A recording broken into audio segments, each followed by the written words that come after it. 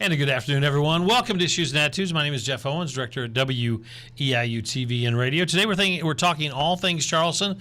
In studio, Lori Henderson and Diane Ratliff. I'm going to have you give your titles because you have such crazy long titles now. I don't want to mess them up. So, Lori first. I am the supervisor for tourism and special events within the Charleston Parks and Recreation Department, State of Charleston. Diane Ratliff, the director of Parks and Recreation. Okay. Well, I guess we'll just start off with what's going on right now in terms of, the parks, and are you winding down summer baseball and softball, or what's happening out there? Yep, baseball and softball have been up and going since the end of April, so a lot of those leagues are finishing up. We'll continue to run them through the month of June. Usually around the 4th of July, they finish up for the season. Obviously, with the weather coming on, it's really hot outside, so we have the Rotary Community Aquatic Center as a happening place to be. We offer swim lessons, private lessons. We also have a swim team, as well as your daily admission and pool rentals, things like that. And I'm sure with the news coming out of Mattoon that the business is going to be booming at the Charleston Pool this summer. Yeah, we've had several individuals reach out to us who had rentals at Lytle Pool. We're trying our best to accommodate everybody there as well to help them out, because I know it's kind of a tough spot for Lytle Pool as well as the individuals who had things reserved already. So we're doing our best to work with everybody and get them squeezed in. I did want to mention we do have a couple businesses in town or groups that are offering some free swims coming up this summer. On Friday, June 21st, Deep Holtz Auto Center of Charleston is doing a free swim from 7 to 9 p.m. at the Rotary Pool. So the community is invited to come out for that. Charleston Rotary Club is offering reduced swimming rates on July 4th. So you can come for $3 or $4 that day, and Rotary of Charleston will pick up the remainder of that. And then July 10th, the VFW is offering another free community swim from 7 to 9 p.m. Oh, that's really nice. Great people in this community. Lori, you've said you just gave a presentation to a group and you talked for 45 minutes straight. So we're not going to quite let you do 45 minutes, but just have at it and talk about everything you're working on right now from your point of view with special events. Okay, so we have several special events happening. And, of course, Red, White, and Blue Days is right around the corner. But I know you have somebody from the 4th of July committee coming, I think, next week. Yeah, next weekend. So yep. We'll let them delve into all things Red, White, and Blue Days, but I do want to mention that we're really excited about the performers. Cashley Cook is the main attraction, and Dylan Schneider is the opening act. Ashley won a CMT award, I think it was video something, so we can refer to her as an award-winning artist. There you go. She seems to be very popular with the younger group, so we're really excited to have her, and I'll let them talk more about that. But that concert's July 3rd. Yep. Just in order, July 21st, the Charleston Fire Department is having their 150th anniversary, so they're having a big celebration, and that'll be downtown on the square. We'll assist them, but it's their event. It'll be 1 to 4, food trucks, kids' activities, giveaways, so fun time. Hoping for cooler temps, but that's free and open to the public, so we hope folks come out for that. A big event that we've been working on for a while, and I want to mention that the Charleston Can groups, the committees that formed out of the Charleston Can, my committee is History and Tourism, and they are just an incredible committee, and so they're behind a lot of the events that I've been working on, and one of those is the Butterfly Festival. That is slated for August 3rd. It'll be at Lake Charleston, 11 to 3. It's all things natural resources. So the conservation community in Charleston is just incredible. Really, the conservation community in Coles County is incredible. So they are coming out in force, and really our effort is to celebrate the work of the Urban Butterfly Initiative and all the work they've done to increase biodiversity in Charleston and in Coles County, and to get people out to Lake Charleston. A lot of folks haven't seen the work out there and what's been happening out there, so getting them out to Lake Charleston. It will be lots of exhibitors, lots of kids' activities. We have an incredible, like I said, conservation community, so folks like the Urban Butterfly Initiative, Grand Prairie Friends, Douglas Hart Nature Center, Fox Ridge Foundation, IDNR Fisheries will be there, Charleston Tree Commission, Master Naturalists, Master Gardeners, Coles County Soil and Water. Of course, our department will be out there, Coles County Arts Council, Boy Scouting America, the library, so just all kinds of exhibitors, all kinds of activities. We know that parking is challenging, so we have arranged to have Linder Sports Complex available. And we have professional kite flyers who will be coming, and they'll be at Linder because the space is so good for that. Yeah. So show up to Linder Sports Complex, see some kite flying, and then we've rented the Panther Shuttle, and the Panther Shuttle will take you to the lake. So that Panther Shuttle is handicap, stroller accessible. Everybody can use it. It's free for the visitors. So that's what we hope that visitors will do is park at Linder, enjoy some of the kite flying, and then take the shuttle out to, That makes to sense, the lake. Yeah. So we're really excited about that event. A lot of work's gone into that. Like I said, the History and Tourism Committee has worked really hard, as well as the Urban Butterfly Initiative. So that event is brand new to us, and we're really excited, and we can still add exhibitors if we've missed anybody. Then we're partnering with EIU New Student Programs for an event called EIU Squared, and it will be on the downtown square from 4 to 8 on August 24th. And the idea is to welcome students back to Charleston, as well as welcome new students who this is their first time here. So it's an event for the community and for the students. New Student Programs has arranged for the shuttle to bring students down to the square, so they'll have a way to get downtown. And it's a street fair with food and music and vendors and just a fun. Is that the first weekend of school or the first past? Yeah. Yes, yeah, Saturday the 24th. So we're excited to be partnering with them, and we're excited to bring the community and EIU together in that event. One of the other Charleston CAN groups is an EIU group. They call themselves One Community CAN, and so we've been working with them closely, and we'll continue to work with them. We worked with them on the state track meets. We had a Charleston welcome tent for the first time, and my first time for me. I don't want to speak for anyone else, but the first time for me to have a Charleston welcome tent at the track meets, and we had local businesses who sponsored the Panther Shuttle to take visitors downtown, so folks could go downtown and shop and eat. So that was a really good partnership between that EIU Athletics and the One Community CAN. People forget how much business that track meet brings into Charleston and Coles County. Yeah. You forget till you get every year, and all of a sudden it's like, why is Charleston so busy? It's crazy. Yeah, it's a huge amount of people. Yeah. And so we wanted to be there to welcome them to Charleston. And then the shuttle was just a great thing for the businesses to pool together and rent that shuttle. And that way folks didn't have to just walk to Lincoln. They could, take the shuttle downtown too. So then another new event that we're still working on, but it's a barbecue competition. It's called Uncle Abe's Barbecue Showdown. That is October 12th, and that will also be on the square. And we are still signing up competitors. We do have competitors, so we can move forward with that. And we're still signing up sponsors and other trucks.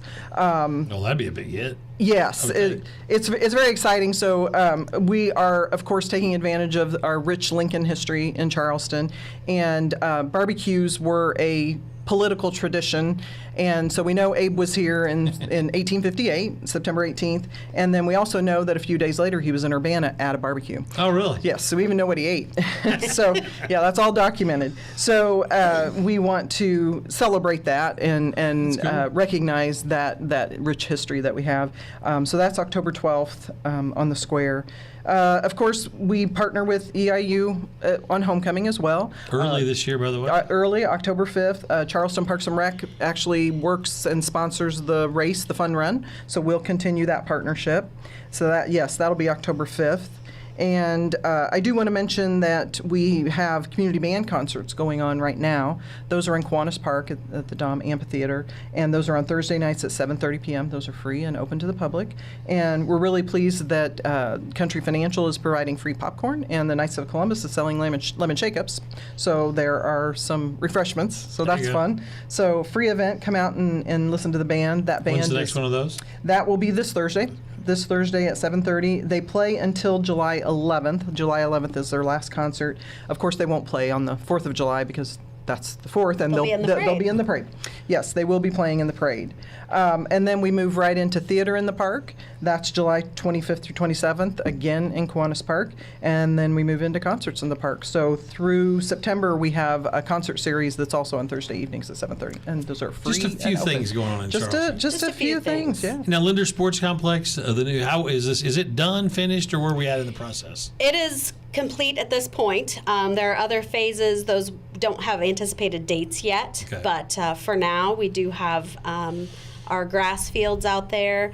And I was just doing some numbers this morning, and I should have brought those with me. I think we had something like 850 organized activities, that be practices or games out there. We also hosted the Red and Gold High School Tournament fall and spring, and we hosted an IHSA regional soccer this fall. Or this spring, I'm sorry, for the girls' soccer. So it was nice having those out there. We also have the Run for the Fallen that's typically out there in the fall, and I believe the Alzheimer's Walk is going to be there this fall as well.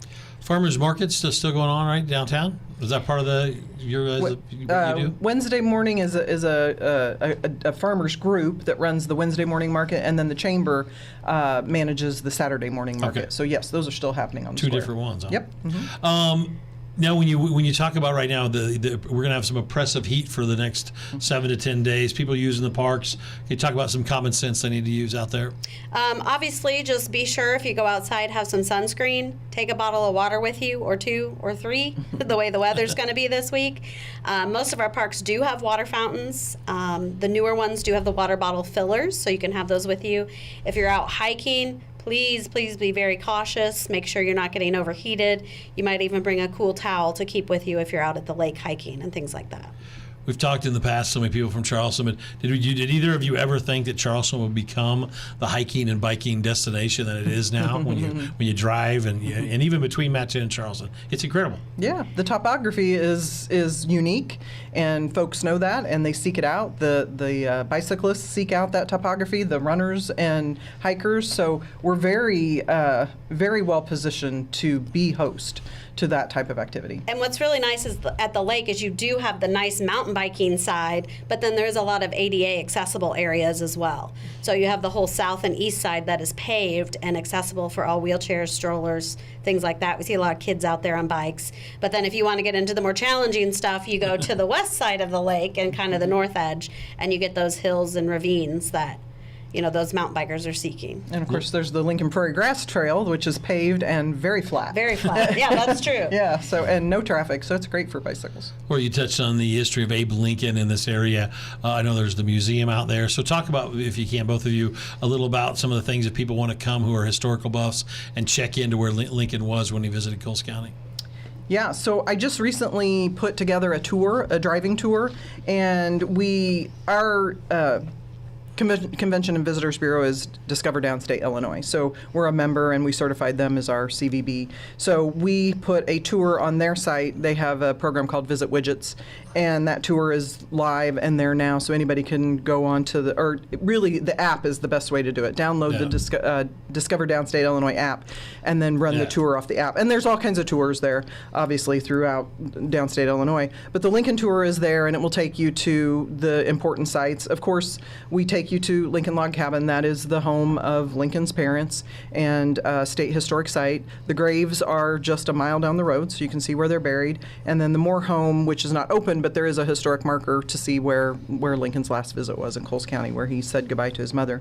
And then obviously we want you to visit the Lincoln Debate Museum, Lincoln Douglas Debate Museum. We have some kids, there's kids activities at the museum, so definitely bring kids. And I have a new activity guide that we published and is in the museum for kids to take, so they can do a little scavenger hunt. We are working on, this is a project with the History and Tourism Committee, but we are working on a new introductory video for the museum. That video is the original, and it's C-SPAN footage from 1994. So we want to modernize that video and make it a more educational video. So we're working on that project. And we're also working on a Flat Lincoln scavenger hunt. That's in partnership with the Looking for Lincoln Heritage Coalition, which is a National Park Service program. And we'll have a Flat Lincoln scavenger hunt that takes them to the museum and to the Lincoln Log Cabin. And if they complete both, then they can go to the gift shop at Lincoln Log Cabin and get a prize. That's cool. So we're working on that. Those are in the works. You earlier touched base. I have to ask you. You found out that Lincoln ate barbecue in Urbana and here. Now, how did you? Was it written in a book or is there? Yes. So talk about that process. There is a book. I love stuff like that. Yeah, there is a book, and the title now escapes me. I usually travel with it, but it's Culinary Pursuits or something, particularly of Lincoln. And so there is a researcher who followed the patterns and trends of culinary culture in the 19th century, and it's actually in the Urbana. It's in the archives of the Urbana newspaper. That's cool. And so she was able to, the reporter at the time actually reported what he ate, and what was said, and that's all reported. And she has that in her book. So they didn't keep it like the guys over at Sullivan who kept the Richard Dixon sandwich. Right? Yes. No, nobody kept. He had a turkey leg, and I don't think anyone has the turkey bone. Well, so they should have been thinking ahead back then. Would have been famous there. Yeah. The Charleston Lake is, actually, Rob and I drove out there last week just to take another look at it. It's amazing how much it's grown up. There's kayak rentals out there. So talk about what people can do and kind of the rules of the road out there at the Lake Charleston. Yeah, we do have the kayak rentals. Those were new last season for us. Again, that's an app on your phone. So you pull up to the kayaks. It'll tell you what app to download. And you download the app, rent the kayak, use it for however long you want, and return it there. So that's been very popular. And surprisingly, I thought we'd have peaks when the students were in town, but it seems like when the students leave, that's when we get the most uses out there. Oh. So it was very surprising, but it did get a lot of use last year. We also, obviously, we talked about the walking, the hiking, the mountain biking, things like that. We have the new playground out there, which is really nice for kids to get involved in, a lot of different activities. You are able to rent that pavilion. Monday through Friday, it is free of charge to use the pavilion. On the weekends, we do have a minimal fee for 3-hour time blocks out there. So you can do that all on our registration page. So if you go to charlestonillinois.org and then visit the recreation page, it will take you to those reservations. Pickleball is the other thing that seems to have just grown out of nowhere in the last, 5 or 6 years. The city of Charleston, pickleball, are they on that craze yet? We do have some pickleball courts out at Sister City Park, and I've turned in one grant application for a park grant and looking towards an OSLAG grant for next year to see if we can get some new pickleball facilities out at Linder Sports Complex. That is one of the phases that we do have in mind out there. But again, we're still plugging away, trying to get some money for that. As you know, each year that goes on, the dollar amount goes up, unfortunately. Really? So, yeah. That's So we're trying to get that all together so we can have some new facilities. But currently, we do have 6 pickleball courts out there at Sister City Park that people can use for free. Out there is the outdoor hockey rink. Mm-hmm. Is it? I'm not here in the evenings. Obviously, but does it get used a lot or not? We do have some groups that come out and do the roller hockey. We also have several groups who use it for like an indoor soccer. Okay. So they'll play in there and they'll bounce the balls off the nets, things like that. We've also found that a lot of parents with young kids will use it kind of as a playpen. And they'll bring their kids' toys and lock them in there, and they know they can't get away, and they're safe. And they can, run around. They can throw their balls, and they're not going to escape from there. So it does get used quite a bit. Yeah, it's not just hockey; it's a multi-use. It is. I like that. Lori, I don't know if you were in charge of this, but on your website there's something called the Family Fun Guide, and people can kind of download it and just kind of look at all the events for the entire summer and fall. Talk about the Family Fun Guide and what people can expect. Yeah, so the Family Fun Guide is the Department of Parks and Rec. It's the Parks and Rec programming. Okay. So not so much special events. Yeah. Special events you'll find on the charlestonillinois.org website under community and then tourism. That's where you'll want to go to see a listing of special events, as well as the calendar, the main calendar on the homepage. But yes, the Family Fun Guide features all of the Parks and Rec programming day camps, pool information, any program that's run through the Charleston Parks and Rec Department is there.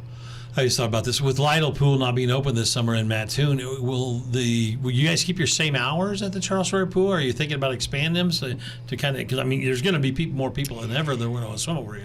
As of right now, we have not seen it to a point where we would need to expand those hours. I mean, it's one of those things, if we do get to a point where it is overcrowded, that is a possibility. But as of right now, we plan on keeping the same hours. Any new park equipment added in the last few months at any of the various parks here in Charleston that we need to know about, or people that they can check out? Well, we did end up getting a new pool toy. I know before we went on air, I told you one broke last summer. It took us 23 weeks to get it, so it came in January.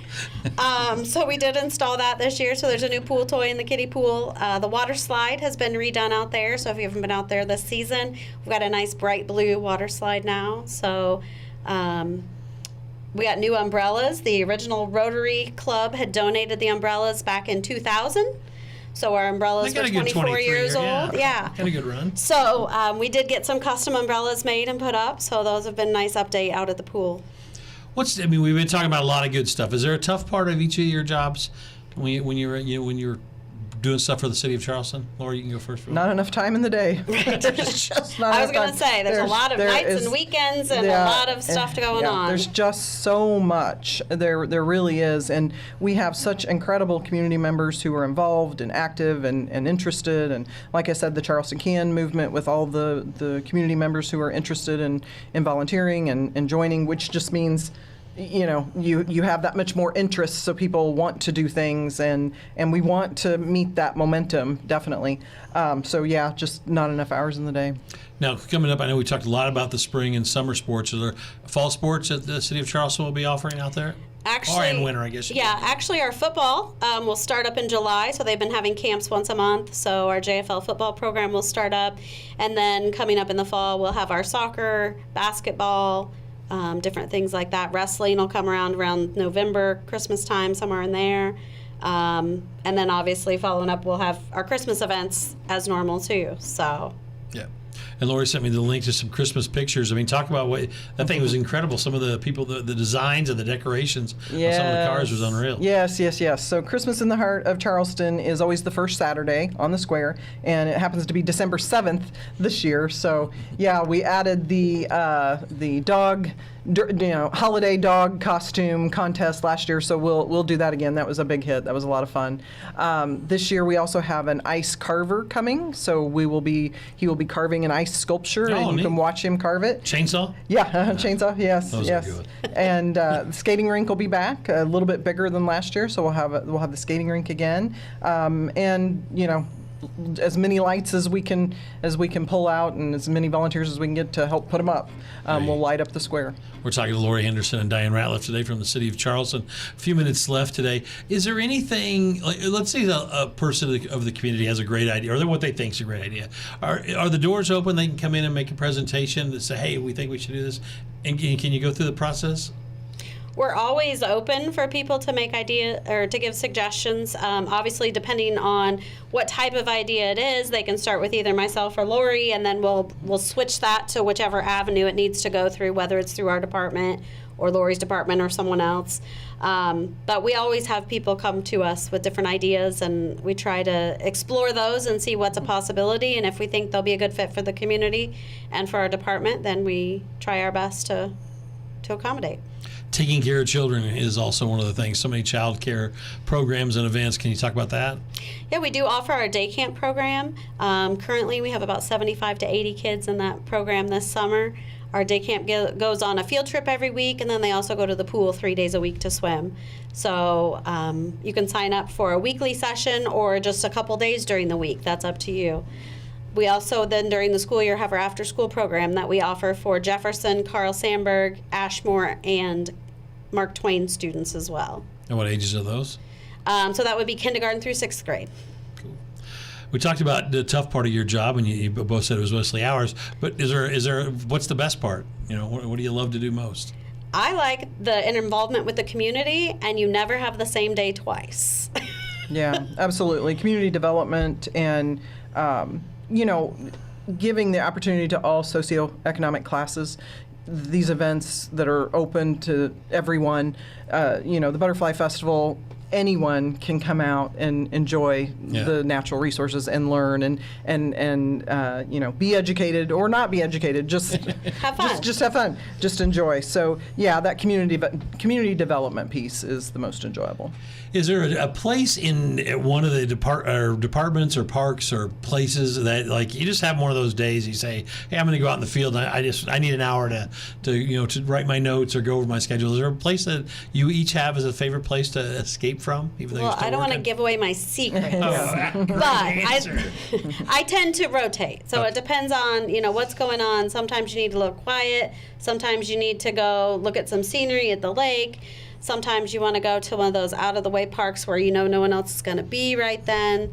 So it just depends on where you're looking for. That's a good what answer. You're looking for. Can you top that answer, Lori? My backyard deck. Backyard deck. I have an opportunity to be in all of these public spaces all the time. So that was what I was thinking about when I asked that question. You can just say, I'm going out to the lake because I need to do something, and you can hang out. Right. And, just take a minute and walk out on the levee. And on a day like today, I may not walk out on the levee. But a couple weeks ago, that would be a nice walk. A few minutes left again with Lori and Diane. Anything that we forgot in terms of events, or do you need anything in terms of job openings, volunteers, upcoming events where you need people to do anything? We have a lot of events that we can use volunteers, so I would just say if you're interested in doing any type of volunteering, reach out to us. It doesn't even have to be an event. We have a lot of things just throughout the year that we need help with, and so it's always nice to have those volunteers out there. Yeah, absolutely. List, anything else that we forgot? And make sure that folks know to keep an eye on the website, charlestonillinois.org. There's a calendar on the homepage. Take a look at that calendar. And for any other groups that have events, as long as they're open to the public, not exclusive events, let us know about them, and we'll get them on the calendar. And Sister City for the soccer, how many different fields are out there? At Linder Sports Complex? I'm sorry, Linder's, yeah. I'm That's sorry. okay. Yeah. We have 13 different grass fields out there. Okay. So you can really host some gigantic tournaments coming up, right? In the future. We had 12 last fall for the Red and Gold soccer tournament, and we're looking at hosting a few more other tournaments this spring for all different ages. We also had our flag football out there, so we can set up for flag football, for soccer, for tackle football, a lot of different activities. Anything that takes place on grass, we can put it out there. That's cool. All right, unrelated questions, all right? Okay. All right, they're easy. Your favorite outdoor sport, we'll go Diane, then Lori. I would say hiking. I was going to say picnic lunch. Is that a sport? Sure. Sure answer, man. Yeah, hiking's good. Favorite high school teacher? You just put me on the spot I know. there. I have to a little bit, I would say, I don't know. Do you know yours also? Oh, yeah, Sam Houston. Yeah. Sam Houston was my favorite high school teacher, and then also at Lakeland. Yeah. I would say probably Todd Keating. Okay. He's a little strange, but, he's fun. Summer vacation plan? Are you going to go escape any place this summer? Not really. My daughter's getting ready to go away to school, so we'll probably be traveling to take her, but that's about it. Yeah, no, some little weekend trips that I can fit in there. Yeah. Will you watch the Summer Olympics? Are you a Summer Olympic fan? It's coming up here in a couple weeks. It depends on how tired I am when I get home. Yeah, I do plan to watch as much as I can. Lemonade, iced tea, or sweet tea? Mixture of lemonade and tea. There you go. Iced tea, too Splenda. Do you fish? I have, just not recently. Yeah, no, I wouldn't be fishing. Favorite concert ever? Probably Stephen Curtis Chapman, Michael W. Smith, Amy Grant. Oh my God, I'm going to date myself. Barry Manilow. Oh, there you go. Well, Lori, Diane, great to see you again, and you guys are doing a great job for the city of Charleston, and we look forward to seeing you again. Thanks again, everybody. Thank you. Thank you.